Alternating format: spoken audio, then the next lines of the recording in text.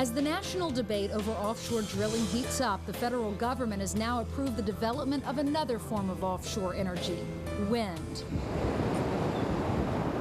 We're on Horseshoe Shoal in Nantucket Sound, and this is where there would be 130 wind turbines, America's first offshore wind farm that in average wind conditions would be providing 3/4 of the electricity used in this whole area of Cape Cod and the islands of Nantucket and Martha's Vineyard. The Northeast is ground zero for offshore wind power development. It's here a company called Cape Wind has proposed building the nation's first wind farm.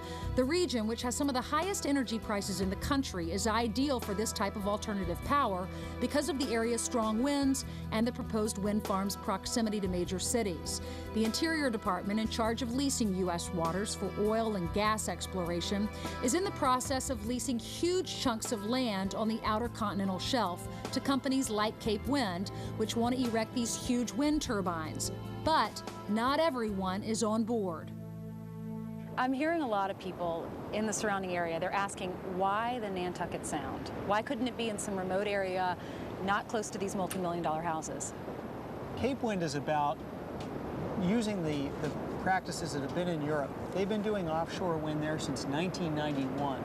And what they've really shown to be successful is having wind farms in shallow water and in protected areas from those open North Atlantic storm waves. In this age of carbon emissions and global warming, wind power sounds great, right? Not according to Robert Whitcomb. He just co-wrote a book on the Cape Wind controversy and says environmentalism is great, just not in the backyards of America's elite. This isn't really about political parties, it's about dinner parties. It's about the privileged and the difference between what people say they believe and what do they actually do. These neighbors saying they don't want to see it, it's going to be an eyesore. But I think, and they're saying it's going to hurt tourism, I think for some they might come out to see this very thing because we don't have this in America. Absolutely. You see that in Europe, where in Copenhagen there's a ferry that goes by the wind farm that they have offshore there, and it's the Kodak moment. The captain has to be careful with the weighting of the boat because all the passengers go to the one side to take the picture and the video of the wind farm. The one thing I keep hearing is about how they're going to ruin Nantucket Sound, which I don't quite get. I don't think it would interfere at all, and I think it's something for the future. And we have to look for alternatives. From everything that we've heard, it just doesn't sound like it's really the way to go. To take a resource where you have the fishing and the beauty and you have the tourists here. I'd much rather look at wind turbines turning than giant smokestacks billowing out smoke like they do. What is this behind us?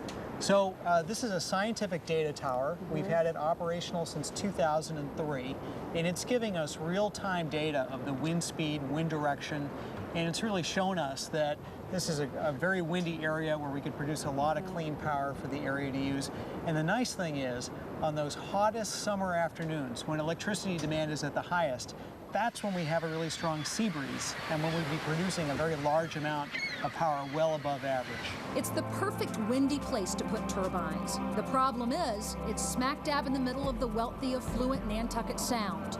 But Rogers says, in the end, Americans benefit and our nation moves closer to energy independence.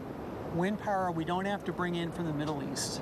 It can't spill, it doesn't pollute, and it's right here. It's energy that we have in abundance right here, blowing by us all the time.